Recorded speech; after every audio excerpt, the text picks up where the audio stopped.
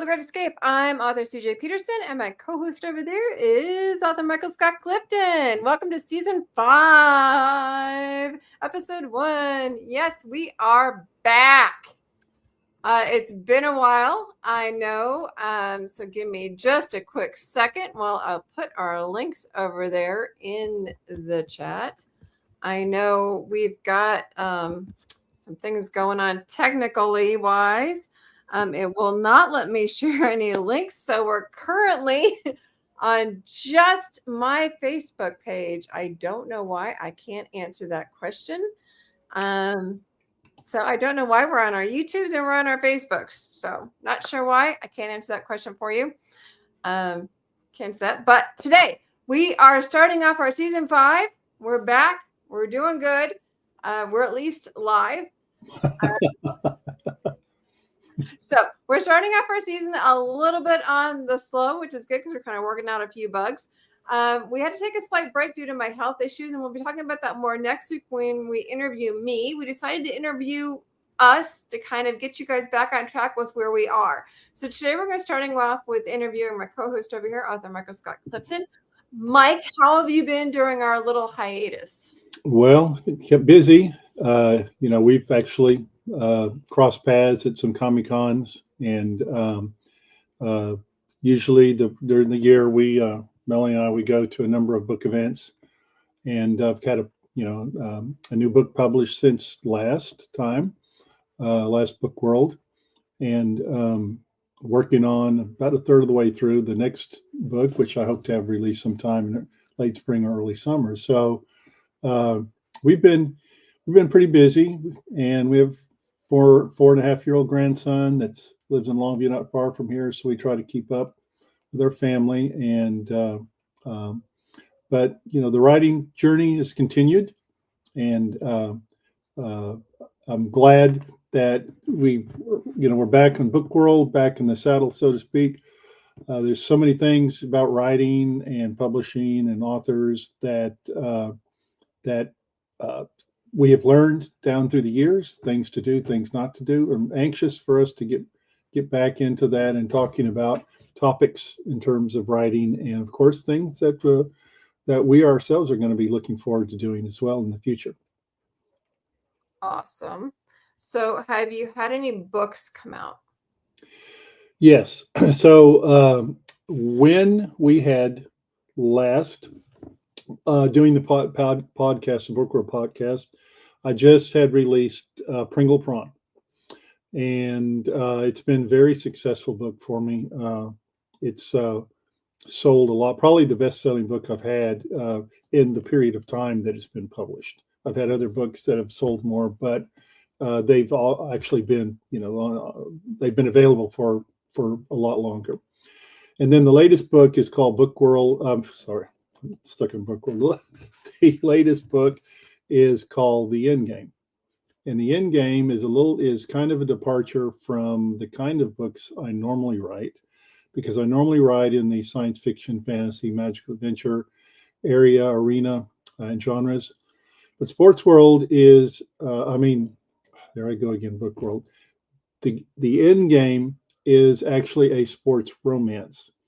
Many of the people that watch Book World may not be aware of this, but I was a basketball coach for 21 years.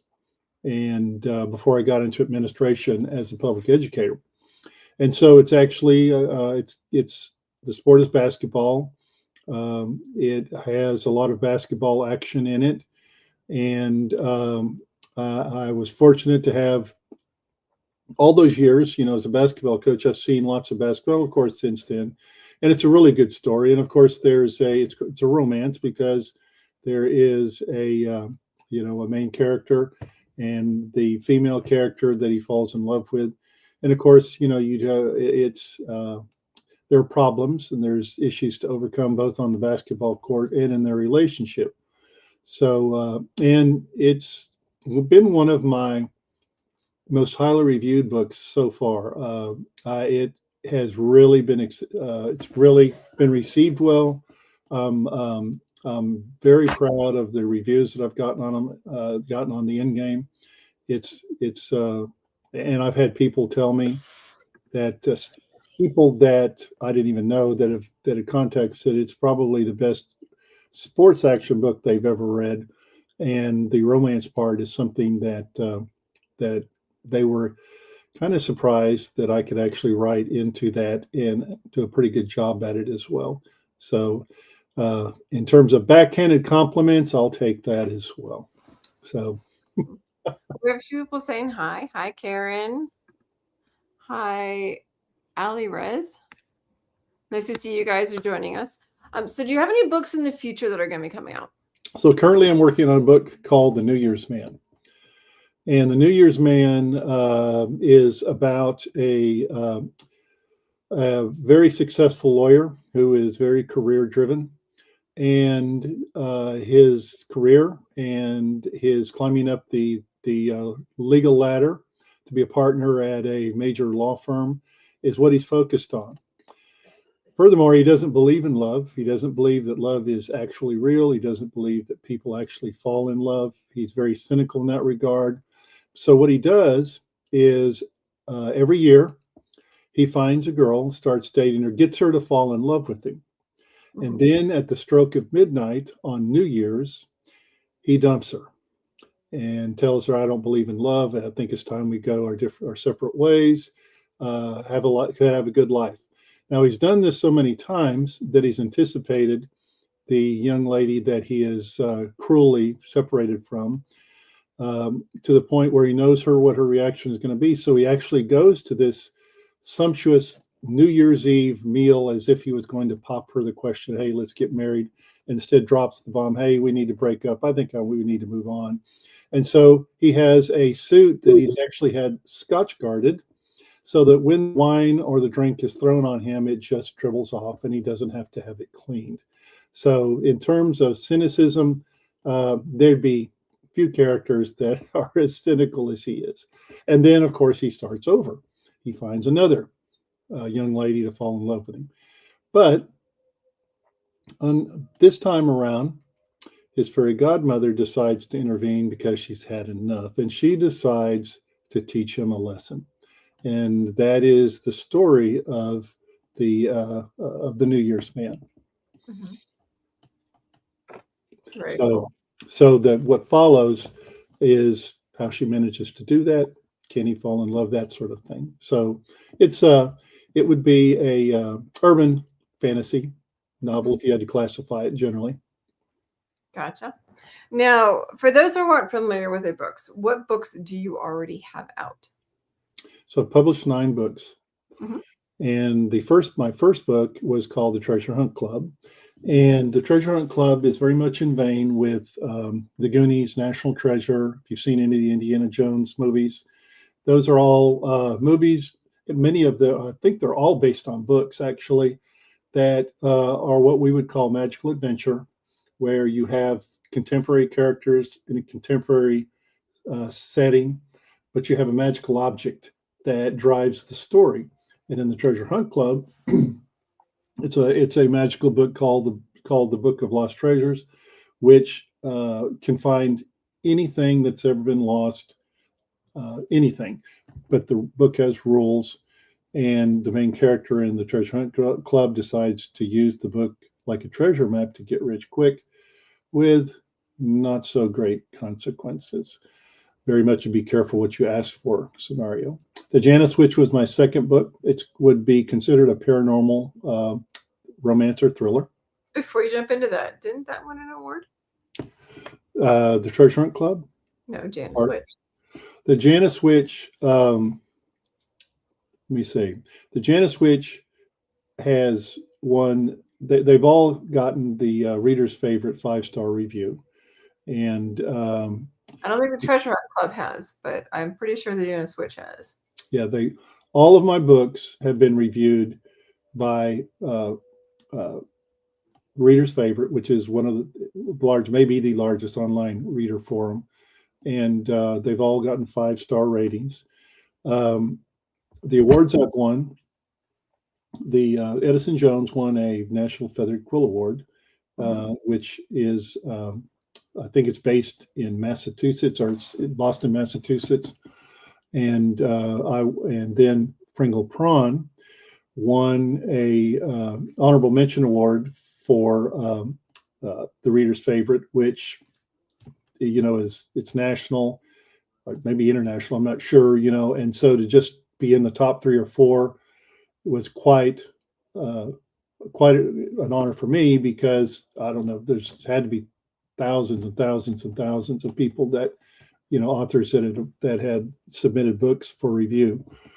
Um, but what I'm particularly proud of is again that uh, all the books that I've had reviewed by professional, and well reputable, I should say, uh, sites that do this kind of stuff for authors. That all my books have gotten 5-star ratings, and of course, if you go to Amazon and you look at my books, I think every single one of them all of them are between the 4 and 5-star, and I've had a lot of different reviews, so it's not just a handful. There's quite a few. So, um, but anyway, I've been well satisfied with the reception. I don't do as many book review submissions now as I used to, simply because there's a million of them out there, and I don't know that if I do a review like for Reader's Favorite, I do it for myself just to see what they thought about it. And I don't make a big deal of it in terms of marketing and stuff, which I probably should. But again, this CJ, there's a million organizations out there that rate books. And so anyway, so the first book was The Treasure Hunt Club. The second book was Janus Witch. Janus Witch is a paranormal thriller. It's a romance.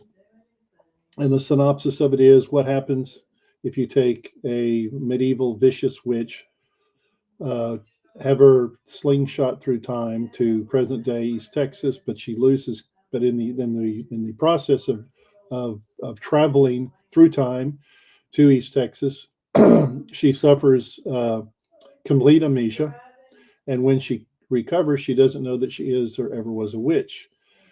And so when she recovers, she falls in love with a young man whose character and personality is her exact opposite.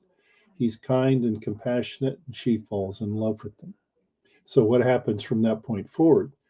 And of course, there's also a couple of other story arcs that go with it, because the worst witch in the coven she belonged to is the coven leader, who has also followed this witch through time, and now she's trying to find her.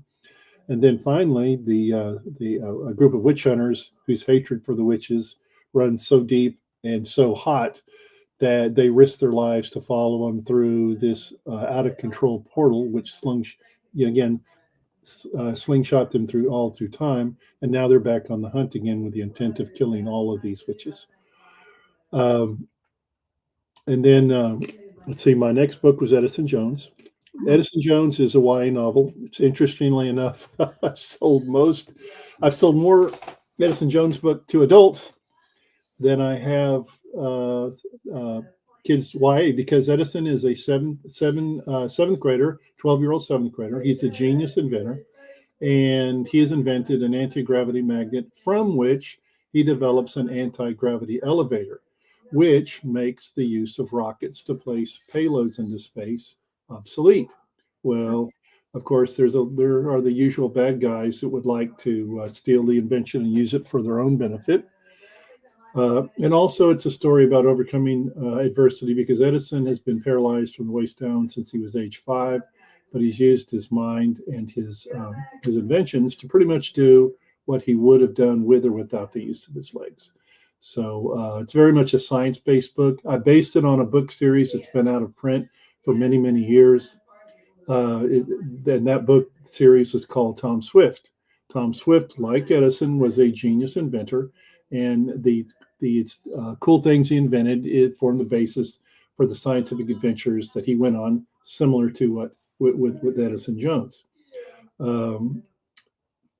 Readers may be familiar with Nancy Drew series and the Hardy Boys series.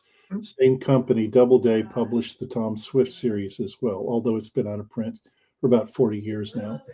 Then the next book was actually I have a fantasy series, which CJ, the Conquest of the Veil.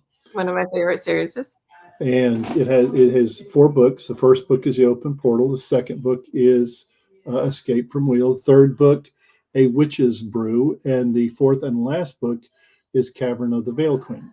Okay, so, before you jump into the series, for anybody who hasn't have this series, you need to check this series out if you are fantasy readers, because it is a very cool series. Go ahead. Well, if you like high fantasy, if you like epic fantasy, if you like sword and sorcery, if you liked Lord of the Rings, The Hobbit, that sort of thing, it very much has that kind of feel and vibe to it. Now, it is an epic fantasy tale because it is told over the course of the 4 books. The whole loaf of bread is not given away in book 1, The Open Portal. It develops through the 4 books in the series. And I tried, and I think I was satisfied with the result, to try to bring it to a crescendo there from building from book 1 to the 4th and last book. It also has a love story that runs through it, as well as a developing coming of age theme. And it took me, I believe, 5 years to write the book. I should say the series.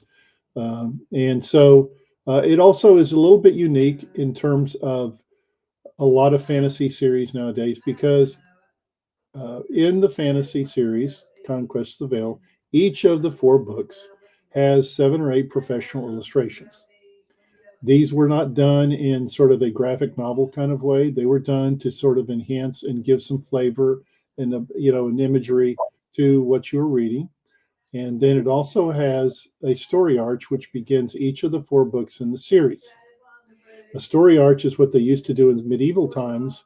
Instead of chapters, they did it via images. Again, these are professionally done. So it's a little bit different, a little bit unique as well in terms of having the illustrations and the story arch. I was trying to see, I have one of the illustrations. I was trying to see what I did with it. When I changed offices, I was trying to figure out what I did with them. I don't have them. I have one of them somewhere. It's in a floating frame. I was trying to remember what I did with it, and I don't remember. Oh, I have it. I see it. Hold on. Okay. I knew I had one. Hold on. It's actually right here. Okay, you got the step for it. His artist and I made a deal. I like making deals at various art shows with different authors, and if the illustrators there, it's always kind of cool. And this is one of them. This is one of the pictures from his. That was from The Open Portal. Yep. Yeah, the first book in the series. And it shows the main character on her bed, basically looking like she's in space, in the chaos of space, with nothing around her but stars and galaxies. And of course, you have to read the book to get to why that is the case. But that's one of the illustrations. Yep. So after the Conquest of the Veil, yep, there she is. There's the portal. Yep.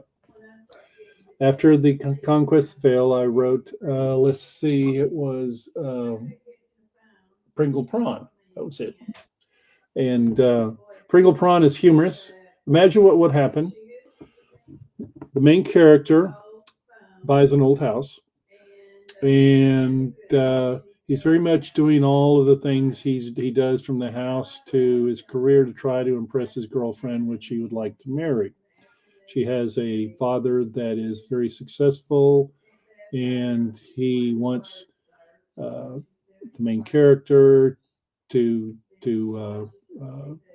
support his daughter in a way that she is used to being supported, which is very well, like I said, among what rich people would do, mansions and parties and things like that. So he buys an old house because it's all he can afford. And in it, he finds a grandfather clock, enormous grandfather clock, and he decides he's going to try to get it working to sell it so that he can use the money to sort of fix up the house.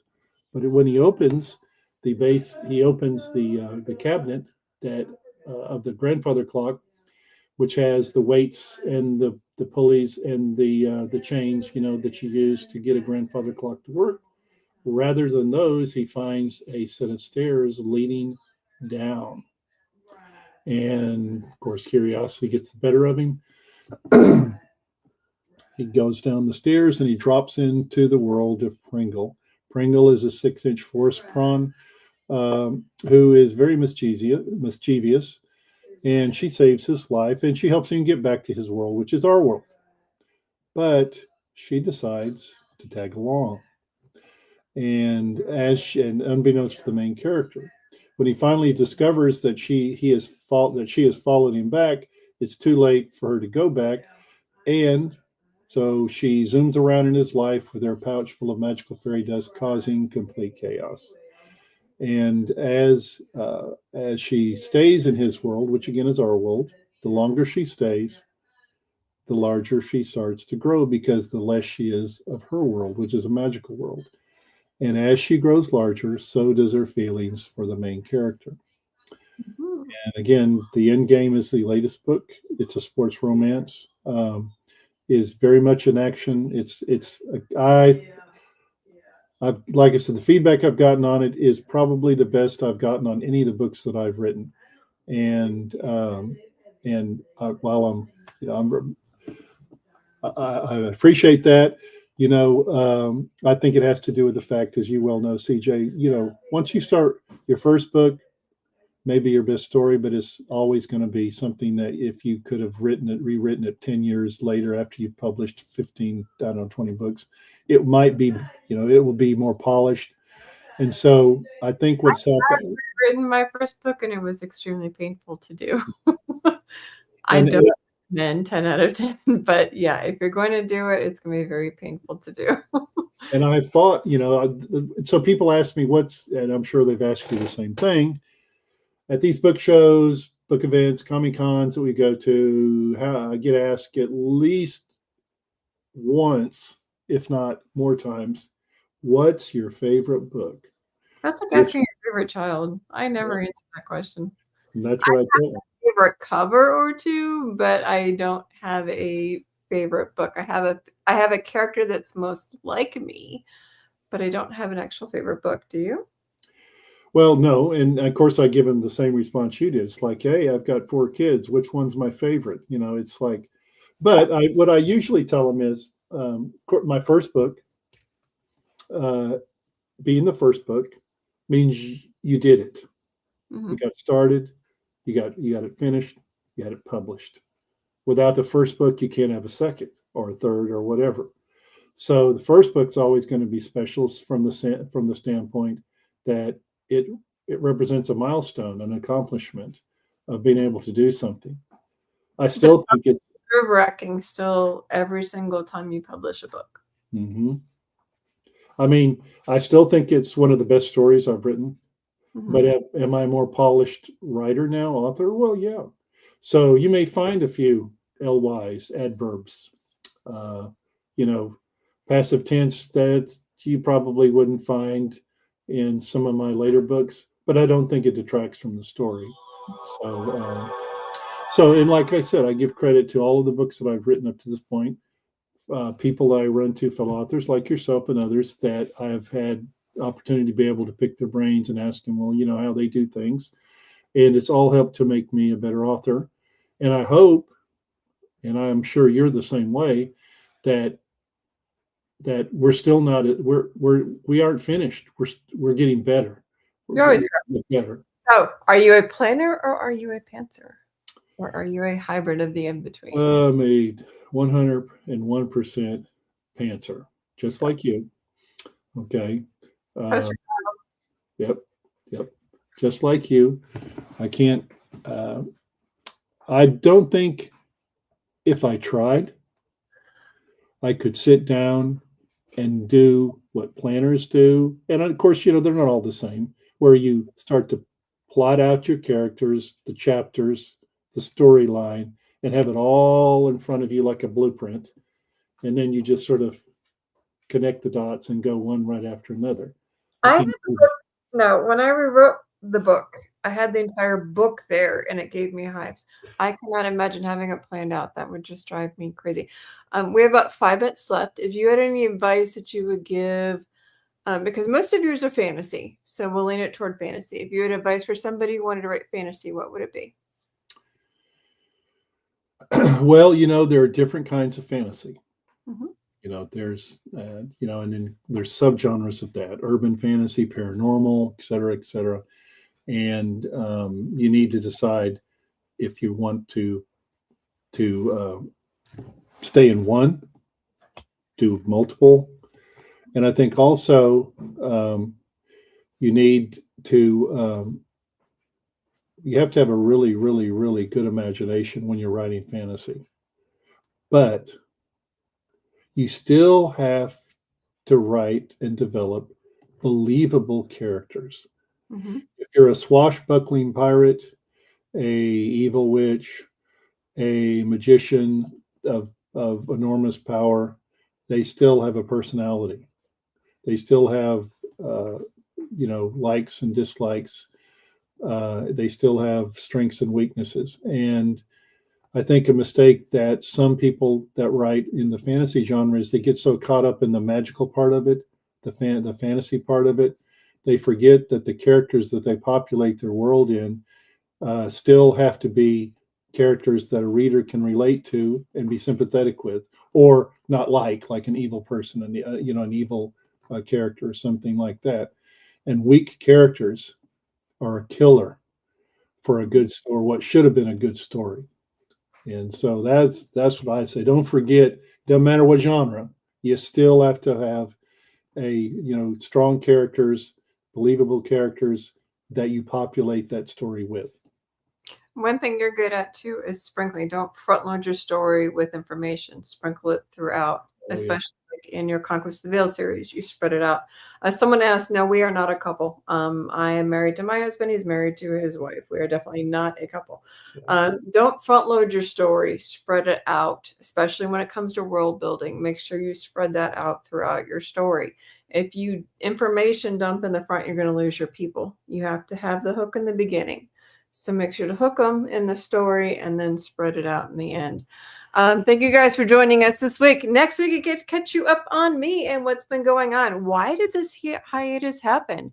You'll find out next week when you get to talk to me. So we're interviewing me next week. Then the next week, we have the amazing George Dismukes, and you get to find out what's going on in his life and his new release, which I happen to have in my possession. We get to find out. And then the last week in July, there is a hot topic. We get to talk about AI in books and writing. And trust me, I have lots of information on it because I've caught several different posts on Facebook regarding this and different people's information on it and their points of view. So do not miss these. In the meantime, do you have any Comic-Cons coming up that they can catch you in? Well, it's still the first of the year. We're planning on going to some of the Comic-Cons. Most of them will be going starting in May. Right now, we're going to maybe go into the SpaCon in Hot Springs. And then, of course, there's 6 or 7 that follow, but they're basically from May through November. And so we don't really get started on those until, like I said, until May, including some of the ones that you will be at. Okay, my first one is going to be Brazoria Comic-Con in Lake Jackson at the end of February. It's February 28th and March 1st in Lake Jackson, Texas. That's the first one I will be running the floor on. That's going to be, and you can find information on that on BrazoriaComicCon.com. I know they've already announced their first guest, which is Karen Ashley, who was one of the yellow Power Rangers. They've already announced the first guest. You can find information on that at BrazoriaComicCon.com. So check it out. And that's going to be February 28th and March 1st in Lake Jackson, Texas. You can find out more information on that. In the meantime, you can find out more about me next week. Same time, same sandbox. I'll catch you guys then. In the meantime, see you guys next week. Bye-bye. Wednesdays, 4:00 p.m. Central Time. Bye.